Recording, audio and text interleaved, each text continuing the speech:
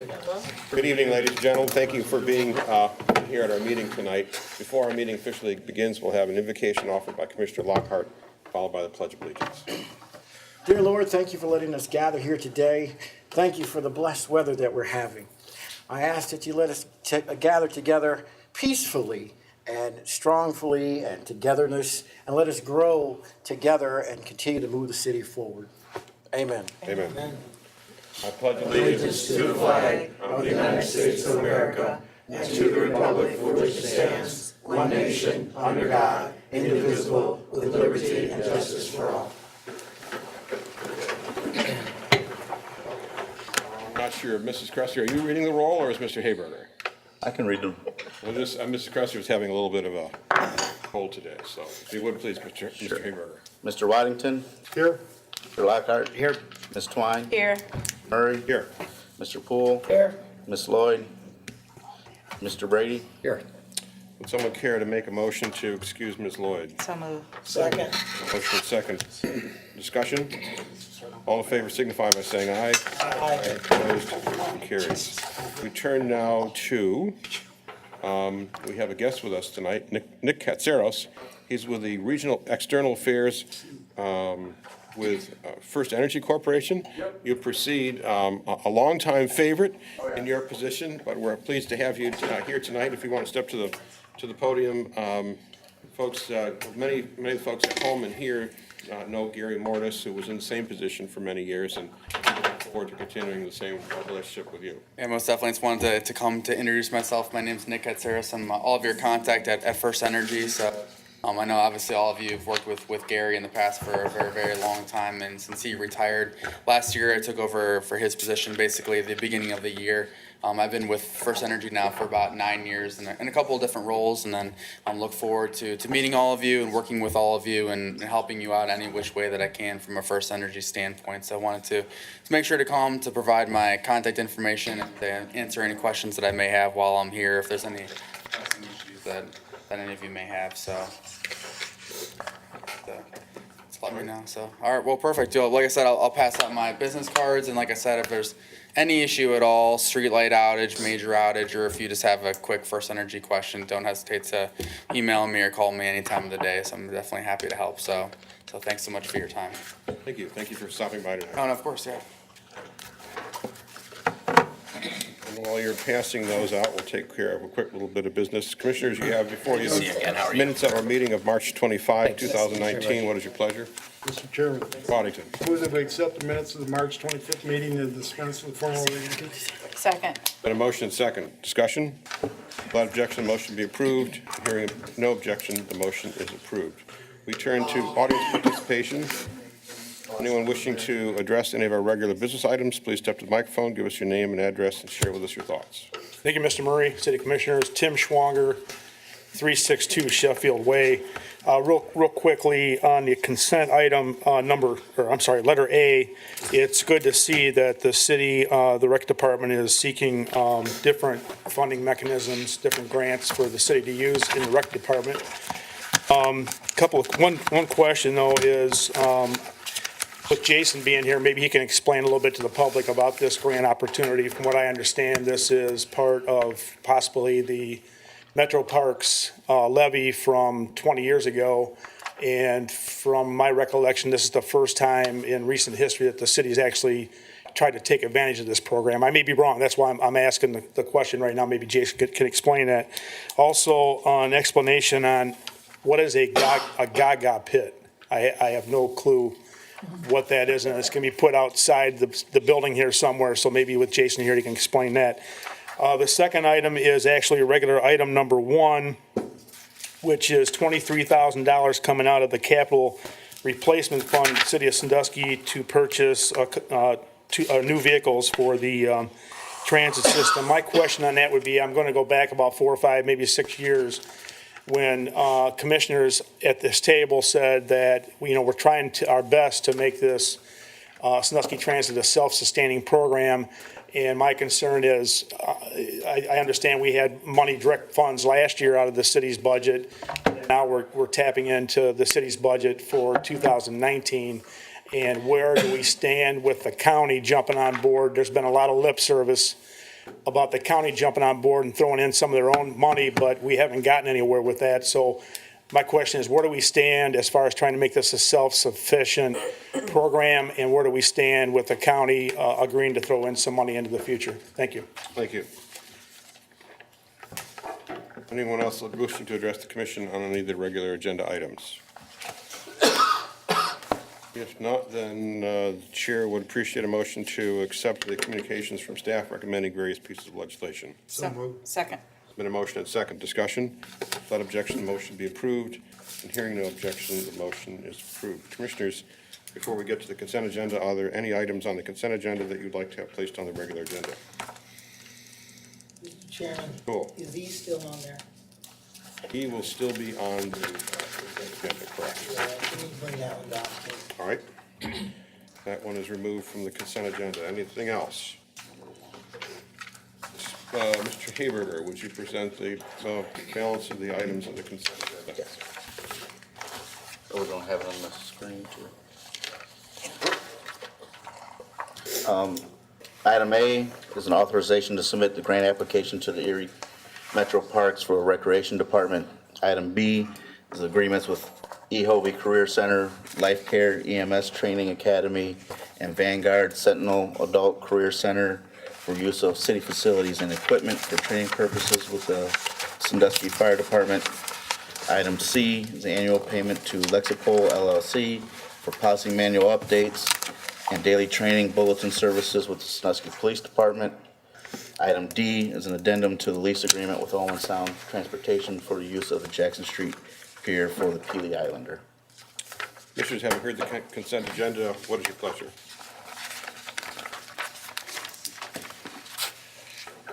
Okay, someone's got to have Mr. an Chairman. incantation. Yes, Mr. Brady. Someone's got it. I'd like to make a motion to accept the consent agenda, all of the items, and declaring that all ordinances and resolutions as drafted and presented to the commission under the consent agenda shall take effect in accordance with the section reflected in the ordinances and resolutions, whether it be in accordance with section 13 or section 14 of the city charter.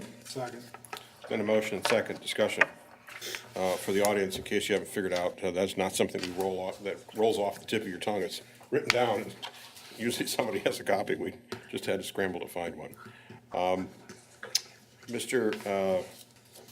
Whirling, could you just answer two quick questions about the Gaga Pit, what that is? And then this was a program that Metro Parks rolled out fairly recently in terms of offering a grant availability to different communities. I think my recollection last year was the first year. I don't know what the particular source of funding of that is. If you know that, Sure. you can address that, please. Commissioner President, to the commission and Mr. Schwanger.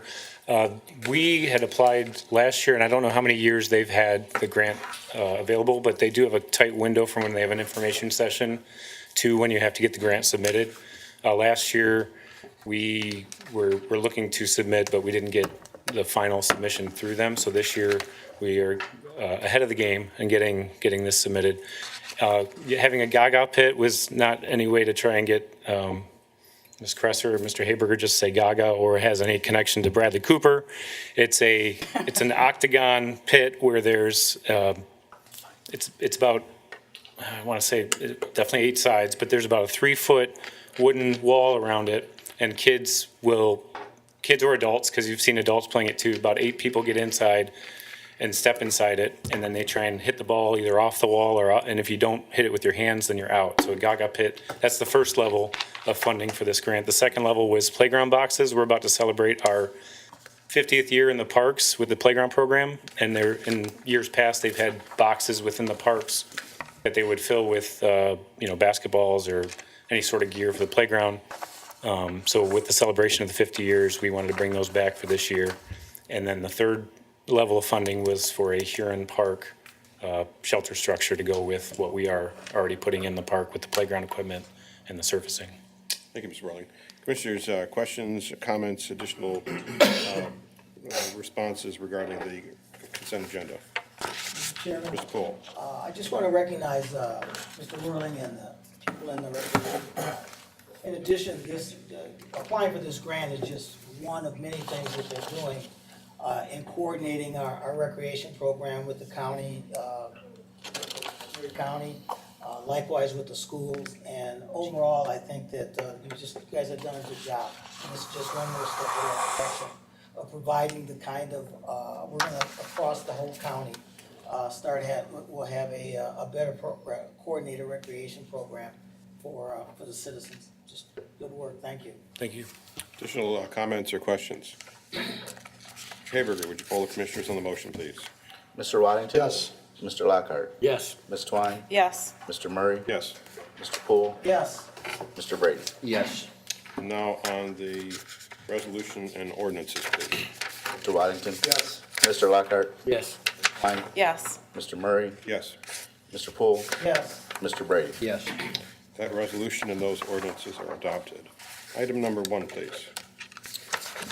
Item number 1, which was formerly item E on the consent agenda, is an ordinance authorizing and directing the city manager to grant an access easement to Wagner Building LLC for the purpose of general access to 246 East Market Street, Sandusky, and declaring that this ordinance shall take immediate effect in accordance with Section 14 of the city charter.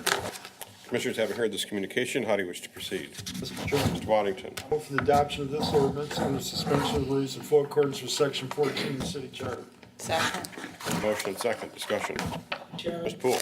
I asked to bring this down because I just had some reservations because this, I was under the impression when we sold this property in January, or at least directed that it be sold. And seems, just make me feel better. I don't think it's appropriate. I'm not feeling comfortable with adding a encumbrance on this property and this easement when it's in contract to be sold to someone, to another entity, unless I've got that out of whack. Mr. Haberger, Mr. Klein, Mr. Lasko, could one of you address the reason for recommending the easement? Yes, Mr. President, to Commissioner Poole. This is actually the second of 2 easements. There was one that was previously passed while the property was under contract earlier in 2019. This, just to give a little bit of detail, this will allow traffic that's coming in off of Market to circulate through the site and off of Hancock. So in essence, it's one way, as opposed to the original easement, which was only going to allow traffic in and out of the same area. So this will help with traffic flow and circulation through both sites. I can assure Commissioner Poole and all the commissioners that this second easement, as was the first easement, was vetted down to the detail with our purchaser. The property is not yet sold. That's anticipated to be sold at the end of April. But this has been vetted by both the folks at Maroos Development Group and their counsel, which is Jim Peters, locally here with Reminger. So they are very satisfied with the details of this easement. Mr. Chairman. Mr. Poole. Did we send this change to them in writing? Through you, Mr. President, to Commissioner Poole, they have seen the change in writing. They've also provided red lines to the document. Their attorney has been terribly involved with our counsel and those of Rick and Megan Hogerfee as well. So I can assure you all 3 attorneys representing entities involved have signed off on this document. Okay, thank you. We could have avoided this had you included that in the information you sent us. When we did the first, just so people understand why I asked these questions. When we did the first easement, it was included in the information. And for it to be excluded this time, I needed to ask. We have obligations, the arrangement we have, requires written notification of major changes. And had you simply indicated that in the paperwork you sent, I wouldn't have had to ask. Thank you. You're welcome. It's all part of our due diligence, so good for the questions. Additional questions on item 1? Ms. Kress, or Ms. Haberger, would you poll the commissioners on the motion, please? Mr. Waddington? Yes. Mr. Lockhart? Yes. Ms. Twine? Yes. Mr. Murray? Yes. Mr. Poole? Yes, Mr. Brady? Yes. And now on the ordinance? Mr. Waddington? Yes. Mr. Lockhart? Yes. Ms. Twine? Yes. Mr. Murray? Yes. Mr. Poole? yes, Mr. Brady? Yes. That ordinance is adopted. Item number 2, please. Item number 2 is an ordinance authorizing and directing the city manager to purchase 2 light transit vehicles from Bus Service, Inc. of Canal, Winchester, Ohio, through the State of Ohio Department of Transportation Cooperative Purchasing Program for the Sandusky transit system and declaring that this ordinance shall take immediate effect in accordance with Section 14 of the city charter. Commissioners, having heard this communication, how do you wish to proceed? Mr. Chairman, Ms. Twine. I move for the adoption of this ordinance under the suspension of the rules in full accordance with Section 14 of the city charter. Second. And a motion and second. Discussion. Mr. Freitas, I see you here in the audience. Perhaps you could talk to the commission a little bit about some of the collaborative efforts that we've made more recently. I know that we have long subsidized transit. We will always subsidize transit. The state subsidizes transit. The federal government subsidizes transit. That's just the nature of transit. Private transportation is also subsidized by the government, so that's not really a terribly big surprise. But there, we have had years where we've had to support more. As a relative portion of the budget, our subsidy has been going down continuously in recent years, even as ridership goes up and up and up. And we've had, you hosted recently an opportunity for the county commissioners, township trustees, and they participated, a number of them did, to understand what's going on with transit. And we've had some collaborative success with them. But perhaps you could speak to that a little bit, and then maybe think about whether or not we don't want to have a presentation, or at least a memo to the commission, so that we get refreshed in terms of the full scope of the funding for transit, because there are a lot of pieces that come from the county that we're not directly aware of, but they do contract with us with transit to provide a lot of services. So I know I gave you that's a big ask, but if you could get the most of that, I'd appreciate it. Yeah, so as some of the commissioners know, we hosted a tour and just kind of a refresher of what's going on for the Perkins Township trustees, the county commissioners, and some other people in the area, and we had a great response from that tour. We're looking at ways that we can maybe get together and create a master plan for the county and how we can better serve the needs for the residents through the public transportation, and see the best ways for everybody to kind of put a little bit into the pie and make this system grow even more. The county does support us in many ways with our JFS contract. As you know, we recently went into veteran services. So those are some of our bigger contracts that the county does approve. And what were some of the others? Sorry, I lost track of the. Well, you addressed that. We talked about the recent contribution, one of the meeting not too long ago, the Perkins Township trustees contributed some of the bus shelters. Correct, yep. They budgeted $45,000 this year, and we'll be installing some bus shelters along our blue route to help, serve the needs of our passengers. So we're grateful that it's a step in the right direction.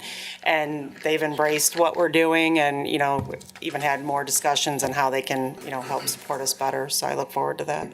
I think really the only other question I'd asked was if you could at some point give us an update, either at a meeting or maybe by an email, so that we can see, we approve a budget for the city, and we know what that amount of the anticipated subsidy is going to be for transit, but we don't necessarily on a regular basis get into the granular detail about where the funding is coming from transit.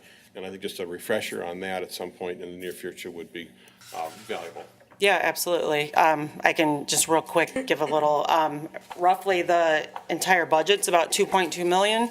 We get half of our operating funds from ODOT, and the rest comes from our contracts, passenger fares, and then, the subsidy that we get from the city. And I will also say, with the legislation that I have to purchase the 2 buses, we put 10% of all of our contracts into a capital replacement fund. So that's where that money will be coming from, is from the 10% of the contract revenue that we generate. So just so everyone's aware where that money's coming from. And I know I asked you over the weekend, but just so all of the commission knows that, I was curious, we have a schedule, we have these are expensive buses, just like the firefighting equipment is very expensive. So we've long maintained a schedule of equipment for the fire department, so we know when that's going to have to be replaced, and what the funding sources are going to be. And I asked you for the same thing, and you forwarded it to me this afternoon. I haven't had a chance to take a look at it, but I just wanted to be assured. And I'll look at that and pass it on to the other commissioners so they see what that is too. But I was happy to find out that we have that schedule in place. Yeah, we follow the ODOT guidelines, which for the type of vehicles that we purchase is 6 years or 150,000 miles. So we're kind of on a schedule now. I know before I came on board, there was, a lot of buses were replaced. So right now we're on schedule for about 2 buses per year to replace. This year, we will not be disposing of any vehicles because of the addition of the yellow line and kind of the growth that we've had. We need those 2 buses in addition to the current fleet to keep our spare ratio where ODOT would like it. So, we're glad to be adding those 2 buses in and just have a bigger fleet to move everybody around. 5 years ago, the capital budget for the buses consisted of baling wire and duct tape. And so I'm glad that we have a real schedule put together today, so. Yep. That's good. All right. Further questions or comments, commissioners? Mr. Chairman, Cool. just like to say, continue doing what you're doing. And yes, we have improved the service significantly over the years. New buses are important to growing the business. The quality of the service that people get is tied to the buses.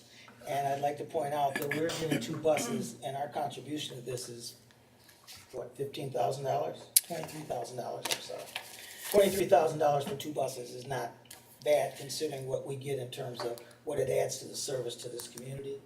And I tell the citizens, the more people that ride, the less money you have to subsidize from other areas. And so folks should try it out. I rode the other day. It's getting better. Hopefully more and more people will use it.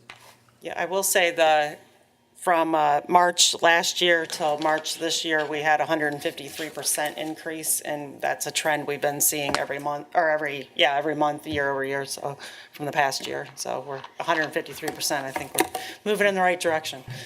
That's on the fixed routes, and that's where we'd like to see the growth at is on the fixed routes because those are cheaper for us to run. So. I think the rest of the city employees really don't want you to report here because those kind of numbers are beyond most departments. But Just need everyone to step up their game. I want to echo Commissioner Poole's thoughts. Thank you. You guys really do a great job. So Thank you. I appreciate it. Additional questions or comments, commissioners? Mr. Hayberger, would you poll the commissioners on the motion, please? Mr. Waddington? Yes. Mr. Lockhart? Yes. Ms. Twine? Yes. Mr. Murray? Yes. Mr. Poole? Yes. Mr. Brady? Yes. And on the ordinance? Mr. Waddington? Yes. Mr. Lockhart? Yes. Ms. Twine? Yes. Mr. Murray? Yes. Mr. Poole? Yes. Mr. Brady? Yes. That ordinance is adopted. Item number 3, please. Item number 3 is an ordinance authorizing and directing the city manager to enter into a contract with North Bay Construction, Inc. of Westlake, Ohio for the Pier Track Pump Station and Farwell Pump Station Improvements Project, and declaring that this ordinance shall take immediate effect in accordance with Section 14 of the city charter. Commissioners, having heard this communication, how do you wish to proceed? Mr. Chairman, Mr. I Waddington. move for the adoption of this ordinance under suspension of the rules in full accordance with Section 14 of the city charter. Second. Been a motion and second. Discussion. I think we're going to have to nickname Mr. Klein 7 Figures or something like that. We've got a couple big ones tonight, Mr. Klein, and I know it's taken a long time to get to this point. And we're glad that we're here, but perhaps you could take a minute and explain both what is now item 3 and item 4 together, because they're similar pieces of our similar projects. Yes, sir. Mr. President, to the commissioners and the public, the city has done an amazing job over the last 40 years of piecing and making sure that they've done the routine maintenance on the lift stations.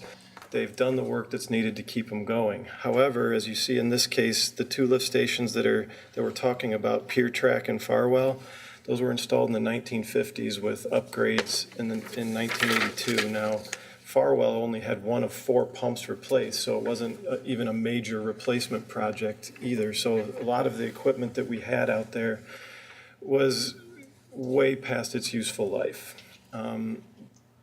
But so now, over the past 5-6 years, we've done a really good job of replacing, improving, and doing whatever we can on the lift stations throughout the city.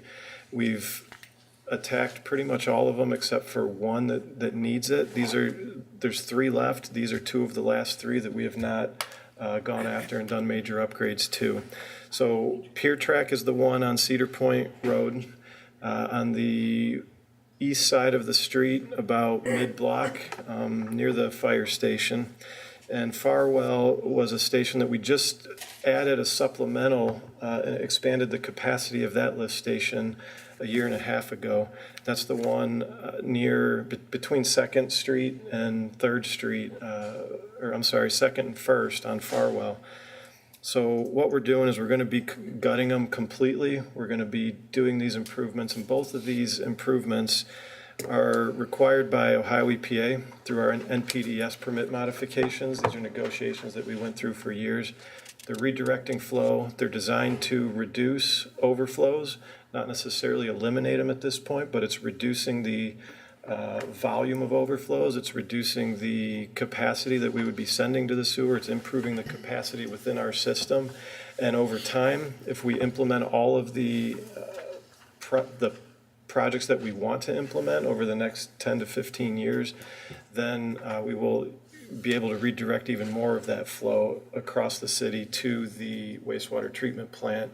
And hopefully at some point, some of those locations, those overflows, we can make completely obsolete. The goal is to get down to about 4 overflows per year. We've already reduced somewhere in the 90% range, 90 to 95% range, and now EPA wants us to start eliminating and reducing even more. So somewhere their goal is to get us in the 97 to 99% range. So these two projects set up those, and they do have, these lift stations have to be operational based on our agreement no later than December 1st of 2020. With a 12-month lead time on the pumps, we want to make sure we get started right away and give ourselves a little flexibility in case they run into some issues. So it is a large project, the $2.75 million to do these two projects, or this one project. But we were able to, as you can see in item number 4, we were able to secure that 0% interest loan over 20 years, which we just got word back from the Ohio EPA about that loan. That's a savings of approximately $1.2 to $1.3 million if they were going to give us the percent that they normally give out for these types of projects. So if there's any questions, I'd be happy to answer them. Thank you, Mr. Klein. Commissioners, questions or comments? Mr. Klein, maybe you could address two things, please. Yeah. The Commission obviously understands what a lift station does, but we don't often talk about that, and maybe you could just refresh for the folks back at home what a lift station does. And then secondly, could you talk about how these lift stations are sized? This isn't just the city of Sandusky waste that we're dealing with. This is a service that we also provide to the county residents. Yes, sir. So the first question about what the lift station does. So on a water system, on your potable water, your drinkable water, those are pressurized systems. So they can be installed. They don't have to be completely flat. They can go up and down throughout the city based on rock and other things like that. However, on the sanitary and storm sewer side of things, or in the combined sewer side of things, those are usually gravity. Those are most of the time gravity fed. So the system goes downhill, and once it gets too deep to make the project cost effective, you put a lift station there, pump it back up, and then it goes downhill again. So you might have a series of lift stations to get the water high enough, to get the wastewater high enough. You might have one with a long force main that goes all the way to the treatment plant. So depending on the location of the lift station, whether it's in rock, whether it's near the water, whether it's in the combined sewer system, there's a lot of factors that go into it. Combined sewer is going to have sanitary and storm flow in it. These two stations have a little bit of both as well, and that's why we're allowed to have those combined sewer overflows, those permitted combined sewer overflows. As far as providing extra capacity at these stations, the county does tie into the city sewer system at various locations. These two stations in particular, the county ties into to the south of Cleveland Road, and to the east down Cleveland Road. At the Eastern Corporation limit, they tie in there from their pump station. So there are two two separate flows, one from Remington and one from the East Corporation limit that come up and feed the Pier Track lift station. So we are providing some capacity for them, and they, per the agreement with the county, they will contribute towards the project as well. And then from Pier Track, it will be pumped over to the Farwell lift station, where at that point, it will pump via one of two directions to our main interceptor sewer that goes over to the wastewater treatment plant. So Thank you. That was the last point what I wanted to address, because this is a large project, and I want to make sure the folks, that everyone understands that a lot of this is service for the county, but the county also pays for their share of this. Yes. Okay, thank you. Additional questions or comments? Mr. Haber, would you poll the commissioners on the motion, please? Mr. Waddington? Yes. Mr. Lockhart? Yes. Ms. Twine? Yes. Mr. Murray? Yes. Mr. Poole? Yes. Mr. Brady? Yes. Now on the ordinance? Mr. Waddington? Yes. Mr. Lockhart? Yes. Ms. Twine? Yes. Mr. Murray? Yes. Mr. Poole? Yes. Mr. Brady? Yes. That ordinance is adopted. Item number 4, please.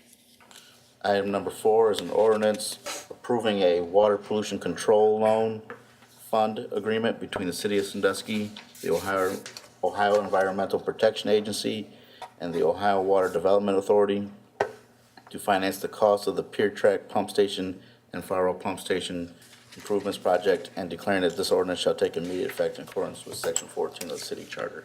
Commissioners, having heard this communication, how do you wish to proceed?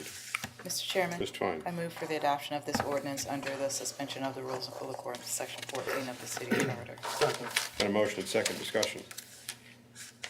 Mr. Haberger, would you poll the commissioners on the motion, please? Mr. Waddington? Yes. Mr. Lockhart? Yes. Ms. Twine? Yes. Mr. Murray? Yes. Mr. Poole? Yes. And Mr. Brady? Yes. On the ordinance? Mr. Waddington? Yes. Mr. Lockhart? Yes. Ms. Twine? Yes. Mr. Murray? Yes. Mr. Poole? Yes. And Mr. Brady? Yes. That ordinance is adopted. Item number 5, please.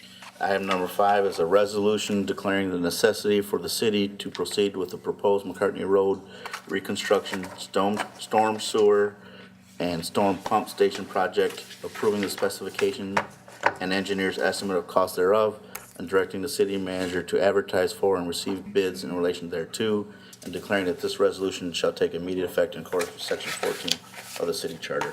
Commissioners, having heard this communication, how do you wish to proceed? Mr. Chairman, Mr. Waddington. I move for the adoption of this resolution under the suspension of the rules in full accordance with Section 14 of the City Charter. Second. Been a motion and second discussion. Mr. Klein, very long-awaited project. It will be much appreciated by the folks who live out there on McCartney Road. Could you give us an overview of the project, please? Sure. So, as with many of our street resurfacing projects, they turn into utility projects. And that's what happened in this case. We looked at trying to reutilize the existing storm sewer system that's out there on McCartney Road. And it turned out that it was just severely inadequate. It was way too high. It was not of the right capacity. It was too small. Not only that, the ditch that it drains into that goes north, it was filled in. It had a lot of material in it still. It was overgrown. That ditch goes into another ditch that is along Barrett Road, and it goes a culvert under Barrett Road to another ditch on the railroad, then the culvert under that over to the bay. So what we found was that the entire wetlands area to the west that's outside the city also uses that same drainage system.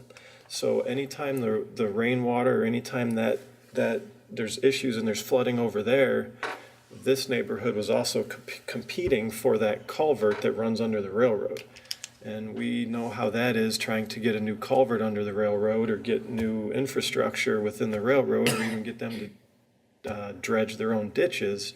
So what we had decided to do to alleviate that situation was to build a lift station on the south side of Barrett Road, replace the culvert under Barrett Road, and put a backflow device within that culvert. And what that's going to do is, because everybody was competing for that railroad ditch, now everybody can go into that, and when we need to use it, we can still keep pumping into it with no problems whatsoever. Now, what I would say is we're replacing the storm sewers that are out there, But as part of the project, we are obviously going to also replace the entire roadway. That's what started the project. When we went for the grant for this project through OPWC, we also had included 3 smaller streets, which were Ward, Church, and Niagara, all right in that same vicinity. And we ended up getting a $175,000 loan for the roadway piece, or actually it's for the whole project, but we wanted to use that for the roadway piece, as well as $175,000 from Issue A capital funds to make sure that we can round the project out. So we do have 2 or 3 sources coming into this project with a $1.49 million OWDA loan that once we get the bids in, that's when we will send the loan, the OWDA loan information back. So we expect that to come back in May or June. Now, one more thing that I do want to say is that I want to be very clear that we are doing everything that we can do out there by replacing the storm sewers, putting in the lift station, putting in the backflow devices. We're even increasing the capacity in the Venice lift station. Now, that's a sanitary lift station, but a lot of the laterals, the combined laterals, the downspouts, the sanitary laterals out there in those neighborhoods, they're leaking. And that's where some of the capacity issues might end up being. If we do end up getting flooding out there, we're not going into yards and doing work on private properties. But if there is flooding in those neighborhoods, especially on McCartney Road, I mean, we'll still work with property owners, but we will have to start working with them about replacing and repairing their laterals as well. We have had public meetings. We've talked to them about it. We plan to have another public meeting coming up maybe at the end of April, beginning of May sometime, to update them on the project. We're trying to work through some things in our office right now, but when we get that plan, we'll let everybody know about it too, so, okay? Thank you, Mr. Klein. Commissioners, questions or comments? Mr. Klein, just one thought comes to mind, given your explanation. What is the current state of the homeowner's legal ability to tie downspouts into the sanitary sewer? What I've been told is they can't tie into a sanitary sewer, but they can tie into a storm sewer if it's new. However, if they're already tied in, I've been told that we're not allowed to force them to disconnect. Okay, just curious. Okay, thank you. Question, Ms. Poole? Just on the legality of all that, just wait and let the lawyer tell us. Oh, yeah, that's a good question. Yeah, you do a great job in engineering. But he said, no, through you, Commissioner President, to the commission, it was my understanding that obviously you can't have downspouts going in from stormwater going into sanitary, but other than that, I wasn't aware that you can't make them disconnect, but. Well, it sounds like maybe a little research would be in order, then you can update the commission by email, perhaps. That'd be Sure. helpful. Thank you. Additional questions or comments? Mr. Haberger, would you poll the commissioners on the motion, please? Mr. Waddington? Yes. Mr. Lockhart? Yes. Ms. Twine? Yes. Mr. Murray? Yes. Mr. Poole? Yes. Mr. Brady? Yes. Now the resolution? Mr. Waddington? Yes. Mr. Lockhart? Yes. Ms. Twine? Yes. Mr. Murray? Yes. Mr. Poole? Yes. And Mr. Brady? Yes. That resolution is adopted. Item number 5, please. Actually, Pardon me. now item number 6 is an ordinance authorizing and directing the city manager to enter into a contract with Barnes Nursery here in Ohio for asbestos abatement and demolition of 624 Camp Street project, and declaring that this ordinance shall take immediate effect in accordance with Section 14 of the city charter. Commissioners, having heard this communication, how do you wish to proceed? Mr. Chairman. Ms. Twine. I move for the adoption of this ordinance under the suspension of the rules in full accordance with Section 14 of the city charter. Second. Been motion and second discussion. Mr. Haberger, would you poll the commissioners on the motion, please? Mr. Waddington? Yes. Mr. Lockhart? Yes. Ms. Twine? Yes. Mr. Murray? Yes. Mr. Poole? Yes. And Mr. Brady? Yes. And now on the ordinance? Mr. Waddington? Yes. Mr. Lockhart? Yes. Ms. Twine? Yes. Mr. Murray? Yes. Mr. Poole? Yes. Mr. Brady? Yes. That ordinance is adopted. Item number 7, please, our last regular business item. Item number 7 is an ordinance authorizing and directing the city manager to enter into a First Amendment to the agreement with Manick and Smith Group, Inc., Beechwood, Ohio, for professional environmental services in conjunction with the U.S. EPA Brownfields grant received from the U.S. Environmental Protection Agency, declaring that this ordinance shall take immediate effect in accordance with Section 14 of the city charter. Commissioners, having heard this communication, how do you wish to proceed? Mr. Chairman, Ms. Twine. I move for the adoption of this ordinance under the suspension of the rules in full accordance with Section 14 of the city charter. Second. Then a motion and second. Discussion. Mr. Chamberlain, would you poll the commissioners on the motion, please? Mr. Waddington? Yes. Mr. Lockhart? Yes. Ms. Twine? Yes. Mr. Murray? Yes. Mr. Poole? Yes. Mr. Brady? Yes. And now on the ordinance? Mr. Waddington? Yes. Mr. Lockhart? Yes. Ms. Twine? Yes. Mr. Murray? Yes. Mr. Poole? Yes. Mr. Brady? Yes. That ordinance is adopted. It concludes our regular business items, and we turn it over to Mr. Winchester for the city manager report. Thank you, Commission President, Commissioners. I'll start with the donations. First, a donation of $10,000 was received from the Randall J. and Estelle M. Dorn Foundation for body-worn cameras. In addition, the Dorn Foundation has committed $10,000 on March 1st of 2020 and March 1st of 2021 for a generous $30,000 total donation over the 3-year contract with Axon. We're thankful for the support of the program. I did want to turn it over to Chief Orzak, who has been working on this, to say just a few words about how that grant will work. Yeah, through you, Mr. President, and Mr. Poole had asked back in January about where the funding was going to come because we weren't sure about the grant and how that was going to get broken up. So back in the January 28th meeting, you approved the expenditure of $62,373 for the Axon body cameras. $30,000 is coming from our operating budget this year, and $10,000 from the grant, and $22,373 from capital. So those are the 3 funding sources. We didn't have the exact numbers at the time because we weren't sure what the grant was going to give us. We didn't have a specific, but we appreciate the Dorn Foundation and your family had been involved, Mr. Melstoffer, back when we started this process originally. So the Dorn Foundation's been great advocates for the police department and the community, and bringing transparency to the, for the interactions with our officers and citizens. So we greatly appreciate their contribution. Thanks, Ask Chief. for a motion to. So moved. Second. Then a motion and second. Discussion. Without objection, the motion will be approved. And hearing no objection, the motion is approved with our thanks to the Dorn Foundation. Thank you. Moving on to new and old business. Lake Erie Shores and Islands reached out to us via email. They follow the mentions of different various communities or businesses, and they track the mentions in the media, and they wanted to let us know that the media coverage of the city of Sandusky is opting to recognize Election Day as a paid holiday in lieu of Columbus Day was recently reviewed with the assistance of Shores and Islands and their PR tracker. During the months in February and March of this year, 153 articles appeared with a reach of over 237 million people. Coverage occurred in 38 states and the District of Columbia, with notable publications including the Washington Post, Yahoo, News.com, MSN.com, the Huffington Post, CNN.com, Fox News, National Public Radio, Newsweek, and the New York Times. In addition, notable individuals retweeted the coverage, including Bernie Sanders, Senators Bernie Sanders and Sherrod Brown. I'm going to butcher this name, but Zoe Deschanel, Patton Oswalt, and Bernice King, the daughter of Martin Luther King Jr. And we just wanted to let you guys know that because that was a policy decision made at this level. And Sandusky obviously got some worldwide recognition over the last few months for that we're all really proud of.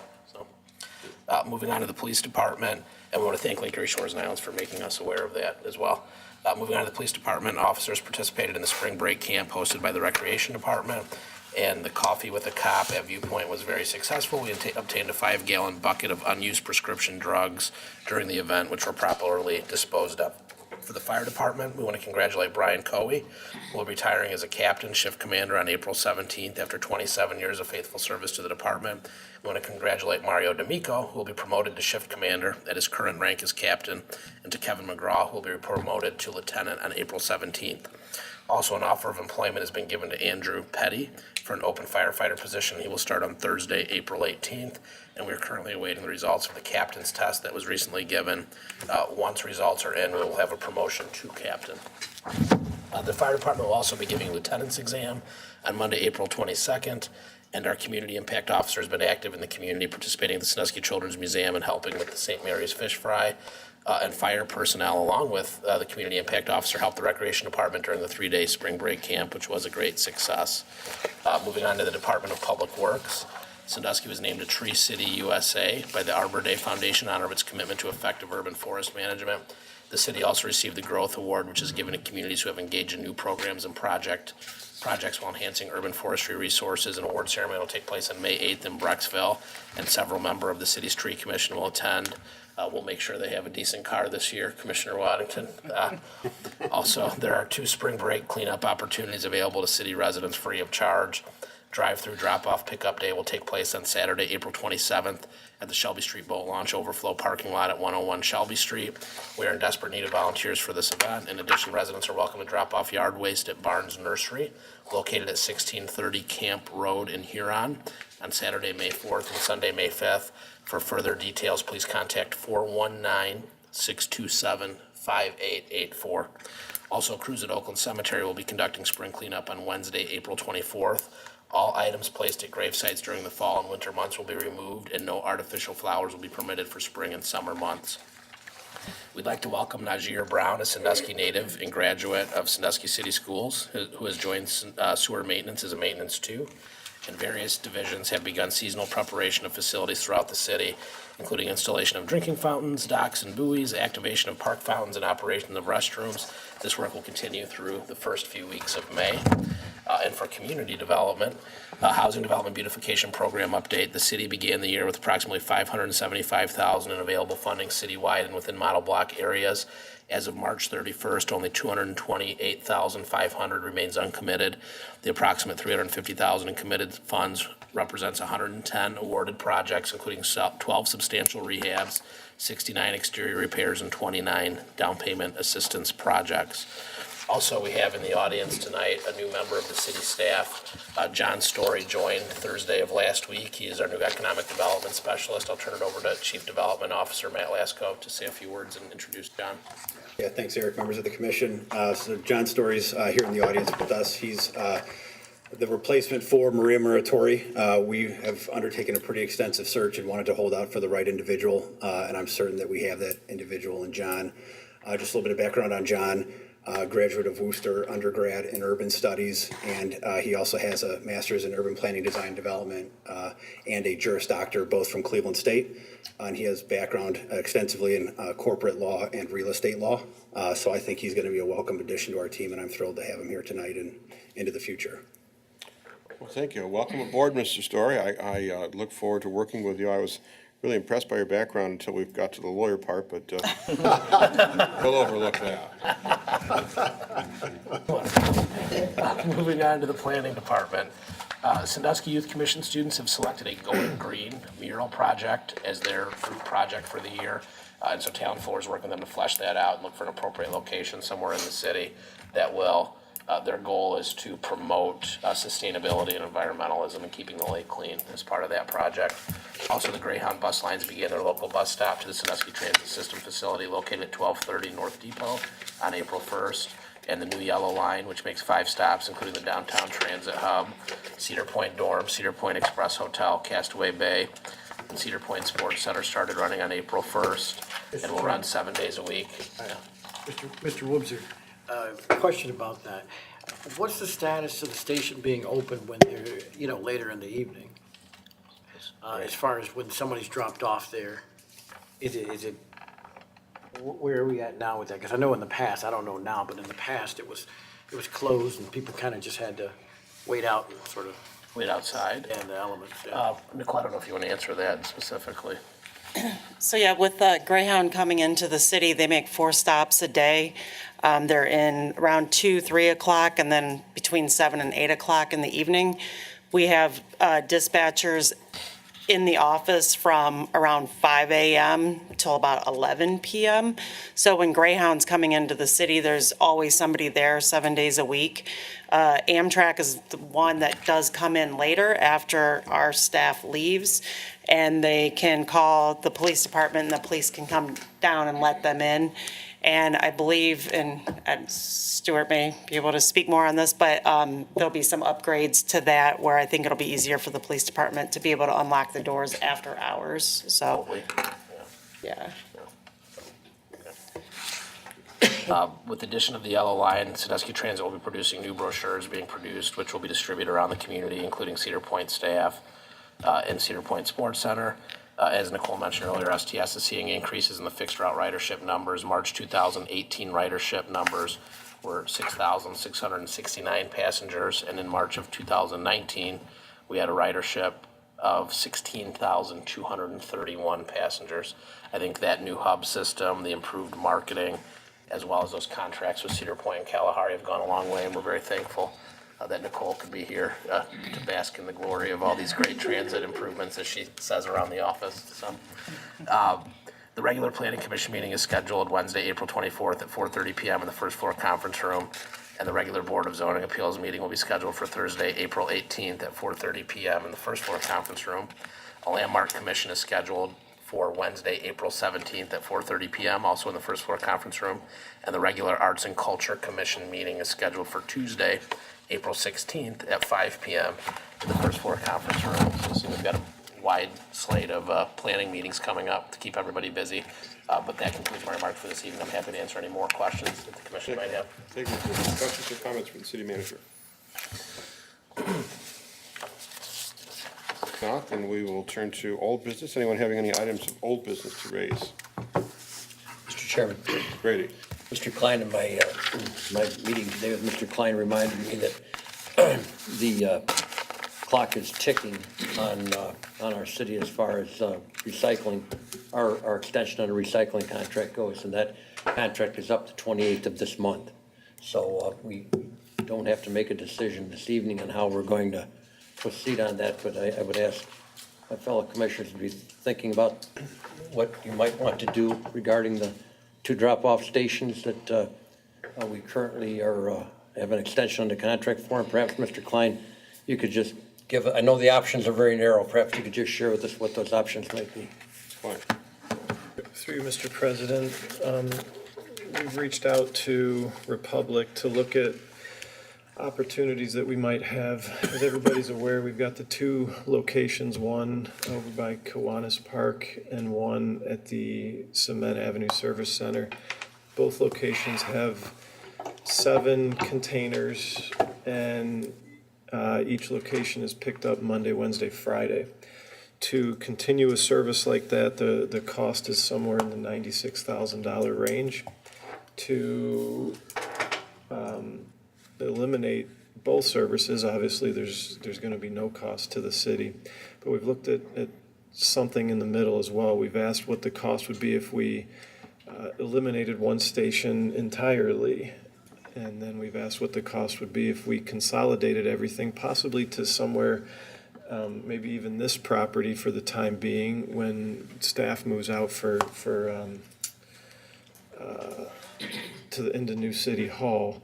But in those discussions, it was quickly evident that the best approach, if we were to consolidate, would be to put something on the west side and keep it at the Cement Avenue location. And that's because it's closer to their facility and they can give us the best monthly rate at that location.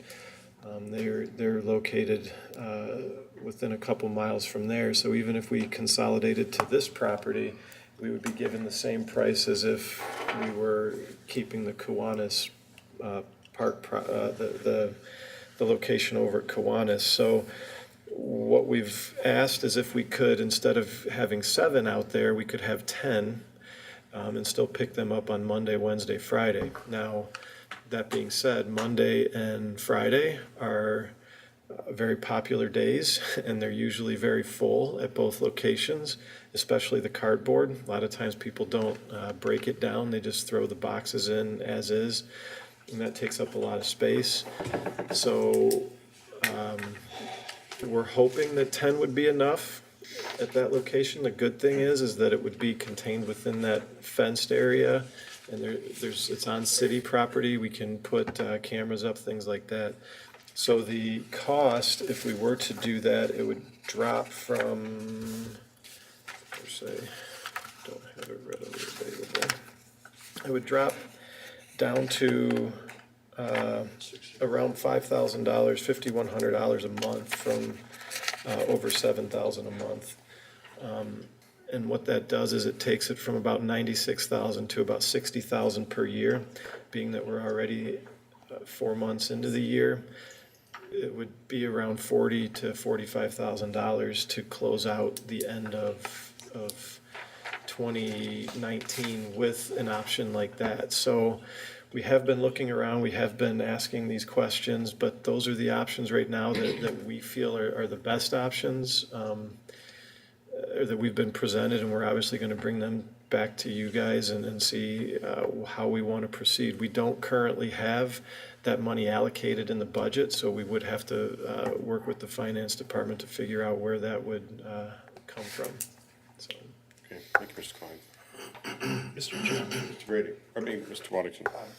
What if we, I don't want to say buy time, but look into possibly having the one site with the 10 bins, May and June, and we just got more information over the weekend, I think a lot of us did, and maybe follow as a commission, come up with some ideas. This will buy us a little bit of time anyway. I don't want to go into the whole year, but maybe a couple months where we could work on this collectively, try to figure out something. As far as go to the one site, I'm comfortable with that, but come up with something that we can all live with.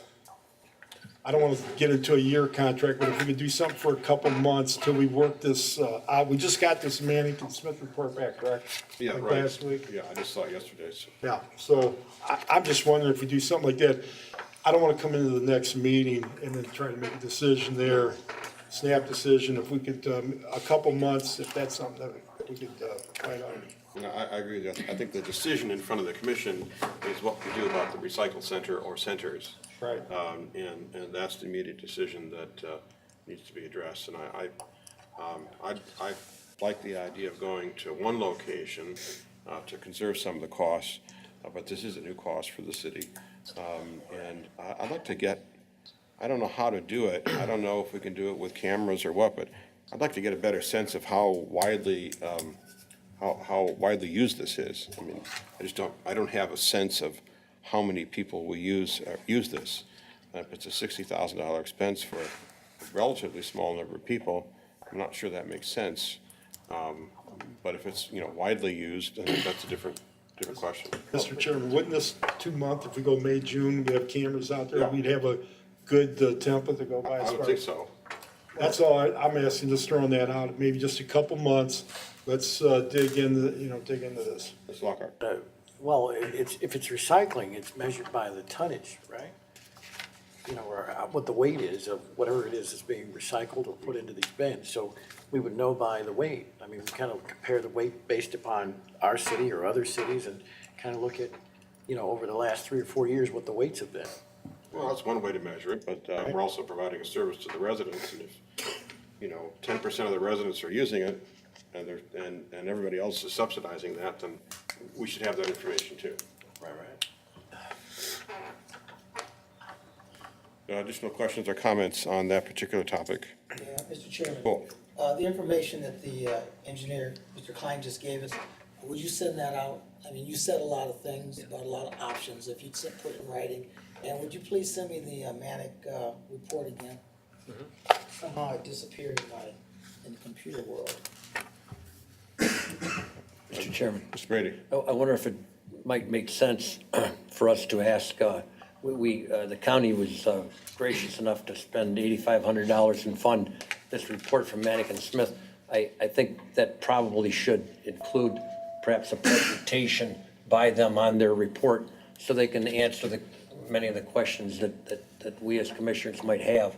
I have sat through that myself, and there's never enough time to ask every question you want to. I think it might be a good idea to perhaps have a 15 or 20-minute presentation at some future commission meeting by Mannington-Smith, and I think they would be agreeable to make that presentation.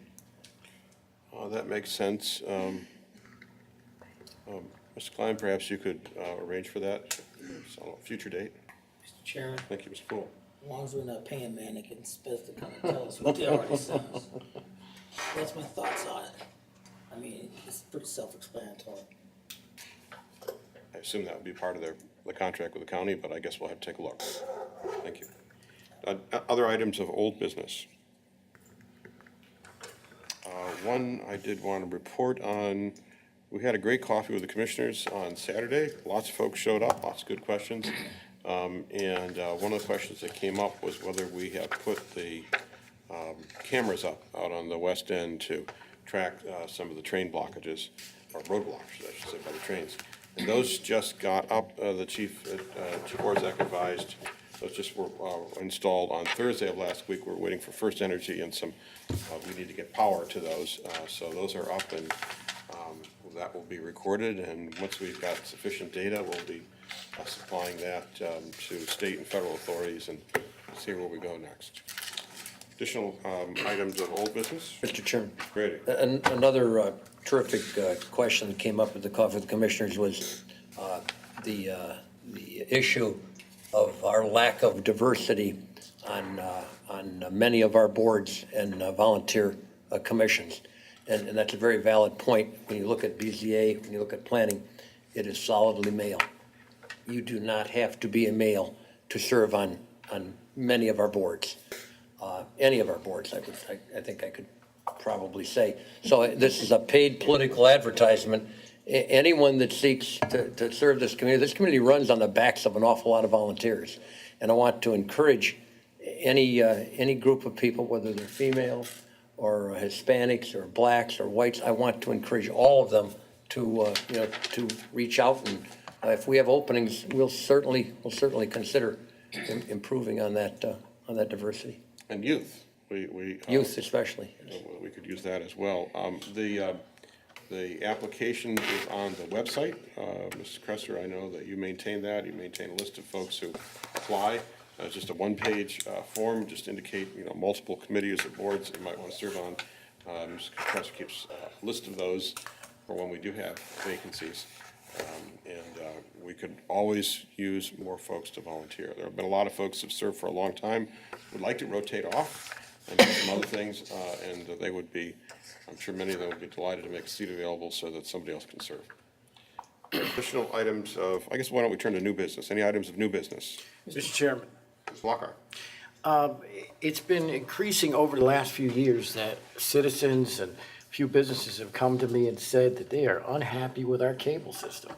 I don't know if any of you ever heard of that, but they are unhappy with the internet and high-speed services, the contract rates and prices. And I know that we may have a contract, don't know if we can do anything about it, but I think it's time to at least look and see where we are in that contract. And I've had people call me several times in the past, I don't know, month or so.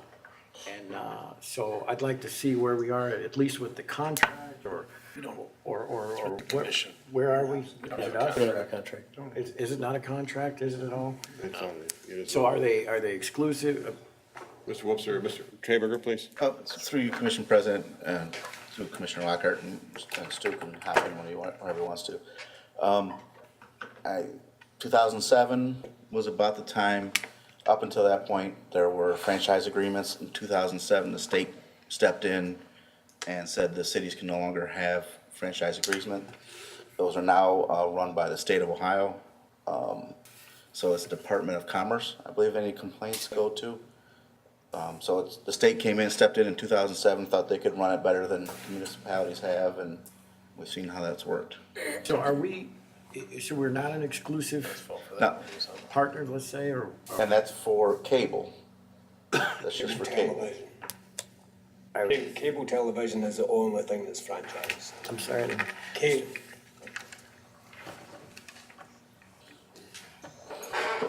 Through you, Commission President, cable television is the only thing that's franchised.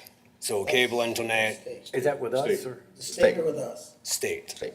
We have no authority over any of it. So do they, and let me ask, are they providing a franchise agreement of some kind just for our area, which makes it exclusive to Buckeye, or is it just how it is right now and there is no other provider that's coming to the area? It's a single source franchise. So they manage it for the state of Ohio, and they did it so they could release a franchise for multiple jurisdictions at one time. So Ohio Buckeye has ours, but we need to clarify that it's only for television, not for internet, not for phone, not for satellite television. Okay, it's for cable TV only. The rest of them are free market. So the recourse for the citizens is to complain to the Department of Commerce then? Unfortunately, yes. For that, yeah.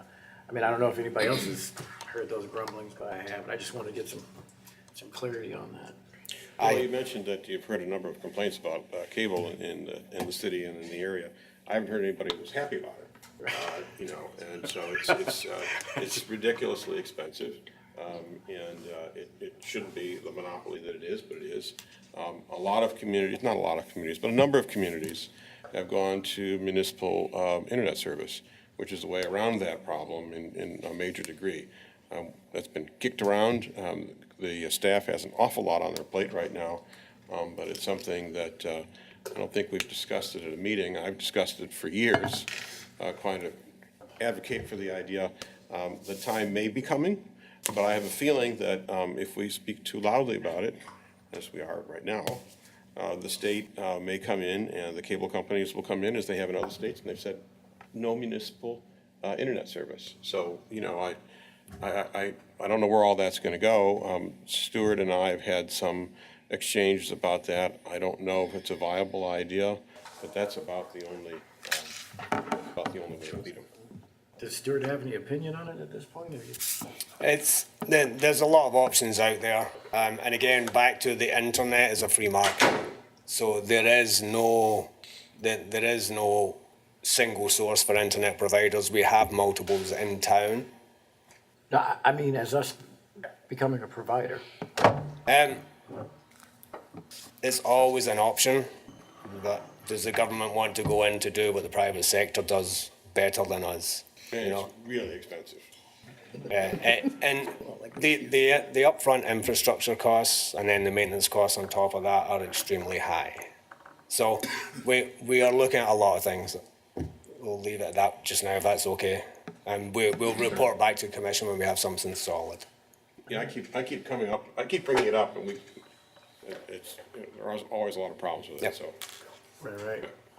All right, other items of new business. Mr. Chairman. Mr. Poole.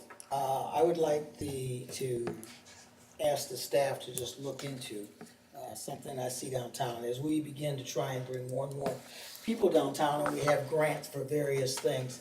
The entrances to some of the stores, built in 1920, have steps, and they aren't handicap accessible. Would you guys look and see if we can what we can do to work with some of those businesses down there, the ones that are interested in making a ramp? For example, you can take a look at Value City. Their entrance has got a night. Obviously, it's new or not relatively new concrete, but they built a ramp. They have a lot of space, so they're able to do that. But I think that would be nice going forward for the businesses that could afford it if we were able to. We can get together and discuss it through the commission president, the commissioner, through Matt's office, but also Public Works to make sure what we needed or whatever, but we can talk about it. Yeah, if you would, just include. Thanks. Additional items of new business. And we will turn to audience participation. Anyone wishing to address the commission on any item of city business, please step to the microphone. Give us your thoughts. There's only one person up there, ma'am, but you'll be right next after that gentleman. Thank you, Mr. Murray. Tim Schwanger, 362 Sheffield Way. Real quickly, just a couple of waterfront issues. The first issue is the Washington Street Pier. In an effort to help further the public's enjoyment of the waterfront, I took a walk out there this morning, and at one time, we had 5 trash cans on that pier. Now we're down to 1. I don't know if that's one of those agreements we've had with Republic that we've, reduced the amount of trash cans out, but there are 5 spots out there where trash cans used to be. The other issue is the park benches on the pier. At one time, we had 5 park benches either on the pier or close to the entrance to the pier. Now we're down to 2. There's actually a couple spots there where the city poured concrete pads benches were located on those concrete pads, and now those benches are missing. I don't know if we moved them somewhere else. I can't imagine somebody actually disconnecting them and stealing, but you never know in today's society. So if you could look into that, maybe at least one additional trash can, at least replace the benches that were removed on the concrete pads, that would be great. You said the trash cans went from 5 to 1 and the benches went from 5 to 3? Did I write that down right? 5 to 2, they're down to 2. 5 to 2. So three have been removed. Right, thank you. The other issue, one of the things that you mentioned, the coffee with commissioners, I did not make that meeting, but I understand that Jackson Street Pier was also discussed. And I don't recollect at one of these meetings, anybody from staff or the commission actually getting into exactly what the city intends to do with the pavilion that is going to be constructed.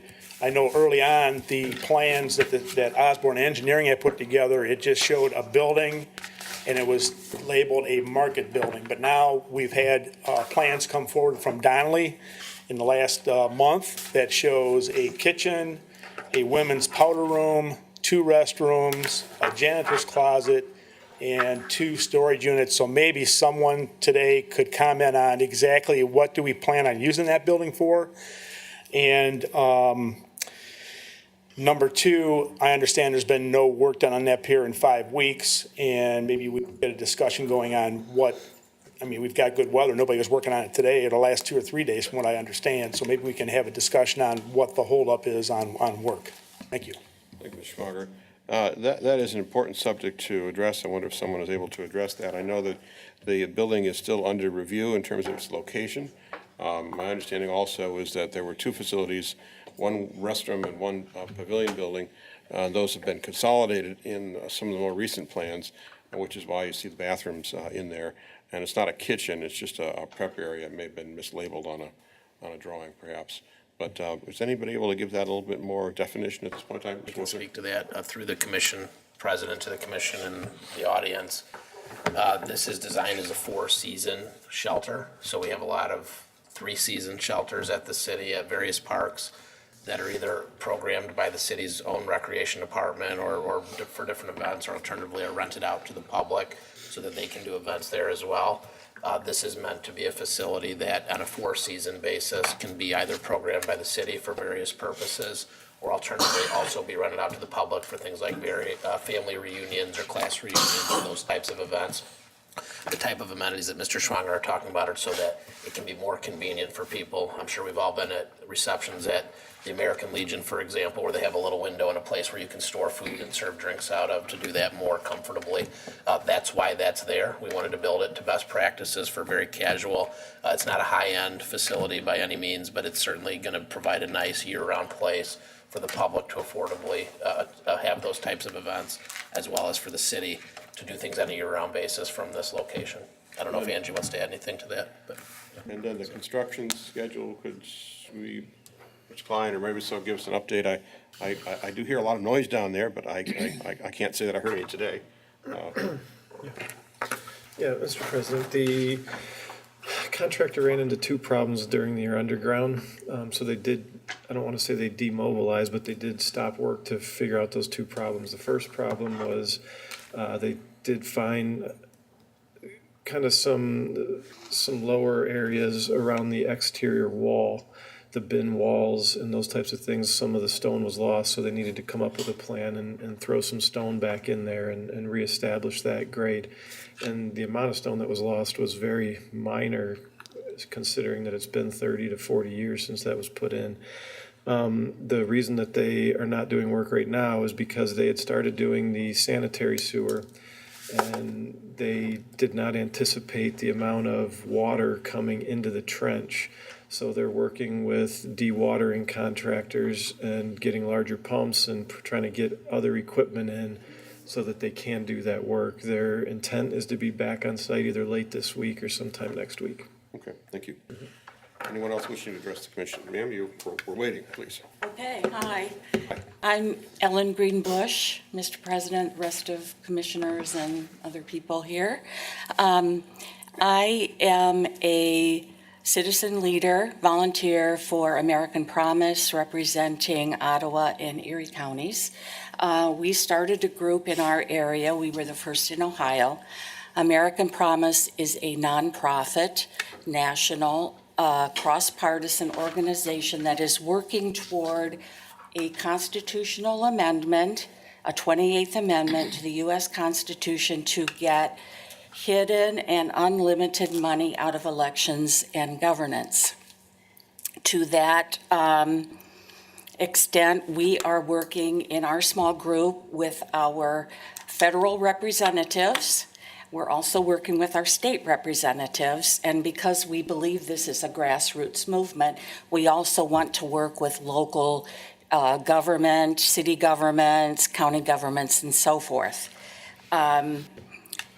The reason why we need a constitutional amendment is because decisions by the Supreme Court leading up to Citizens United decision in 2010 basically allowed unlimited and hidden money in politics short of basically bribery. And we believe that this is a real problem for our federal government, our state government, and our local governments. So we are working with state government right now, and we have met with Representative Arndt and formerly Senator Gardner, who both supported our resolution. We're talking with Senator Gavrone now because she's new. But basically, we are asking the state legislature to pass the Fix-It Amendment, which I sent along to you all, and I believe Kelly Kresser forwarded it to you in terms of an email attachment. First of all, let me say this won't cost you any money, but it's a matter of getting enough local governments behind this issue so we can persuade the state of Ohio to act. We already have, since about 2016, we have 23 cities in the state of Ohio who have supported this or a similar amendment. And on the federal level, there are 19 states who have passed this or a similar amendment. Basically, what we're asking is Congress to pass this constitutional amendment and send it back to all 50 states to be ratified, just like any other constitutional amendment has been passed before. We are not asking for an Article 5 constitutional convention. So why would this be important for the Sandusky City Commissioners to think about? Well, this is the issue of all issues. It's the gateway to all other kinds of problems we have right now in our politics and our policymaking. If you name the issue, I can probably cite an example of how hidden and unlimited money has affected moving forward on issues that are important to us. One of the examples I can give very recently is that in the city of Toledo, they passed the Lake Erie Bill of Rights. And about a week prior to that election day, out came a flurry of ads. They couldn't trace the group that was putting those ads in on the radio and so forth. And it was negative information about what the Lake Erie Bill of Rights would mean.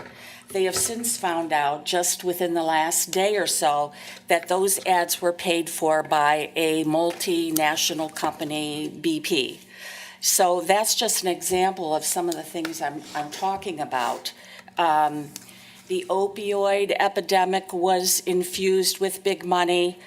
Healthcare is affected by dark and hidden money, and many of our political candidates also are supported by super PACs that can't or aren't supposed to communicate with them, but send out dark ads against them when there are elections.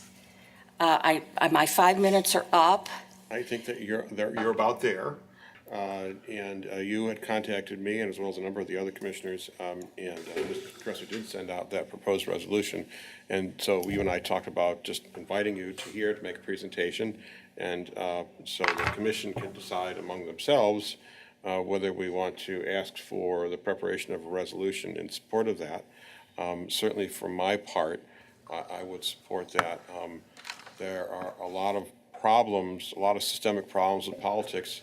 The way we draw legislative districts may be first. It's hard to say. This one might be first too. The secret money in political elections and public speech is just incredibly corrosive. So I would certainly support that, but it'll be up to the commission as a whole to decide whether they want to do that. And I know you're doing this as a volunteer and advocating, and I really want to thank you for coming tonight. Commissioners, do you have questions or comments regarding the resolution that's been proposed? Mr. Chairman. Mr. Waddington. I support what you said, and I think it's a good idea. I like it. Additional comments on the suggestion? Mr. Chairman. Mr. Poole. I agree with her. I'm just ignorant as to whether or not this commission is supposed to take a position on it. We can. We can if we want to. We don't have to. Okay. I mean, a lot of state and national issues we just don't take positions on. Okay. But Ms. Bush has been an advocate and asked us to consider it, so I thought, well, why not? Well, Mr. Chairman. Mr. Waddington. I'll make a motion to support this. Second. It's been a motion and second. Discussion. So the motion is to ask staff, Mr. Hayberger, to prepare the resolution for us to consider at the next meeting. Okay, to clarify, okay. Further discussion on the motion. All in favor signify by saying aye. Aye. Opposed? Motion carries. Thank you, Ms. Bush. Okay, thank you. And if anybody has any questions or needs more information, I am happy to send you things or speak with you about it. Thank you.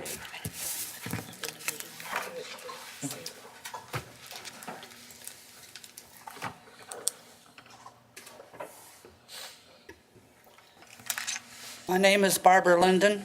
I'm back. All of you that know me in here know that up until September, I was getting ready to go, baby. But illnesses and surgery put me down. But I am back. I'm working with a walker. I'm here not to complain, to make you aware. I was not aware of this until I was put down. The handicapped in this area, you're doing great with the ramps and all this, okay? I can't go to the store. I can't go to any restaurant downtown because of the doors. We need the doors for handicapped to push that button and that door opens. I can't wait. I can't stand there and wait for somebody to open the door for me. You know, this building does not have handicap doors. They do not. We need handicap doors on all businesses. We really do, because we're out and about. You know, it's not going to keep me home. John knows that. I'm not going to stay home because of this. I'm out and about. But I do need help on the doors getting into these buildings. I appreciate your time. Thank you. Thank you, Ms. Linden. We had a little bit of a conversation about that earlier tonight, so your comment is quite topical, and I'm glad to see you back. Thank you. Good luck with your mobility and your recovery, and thank you for being an advocate. You know, there are some folks who say everybody should spend a day in a wheelchair. Normally, I complain when I come down here. This is unusual for me. Well, let's hope the streak continues. Pardon? Let's hope the streak continues. That's right. That's right. That's right. Very Thank you. good. Ms. Poole.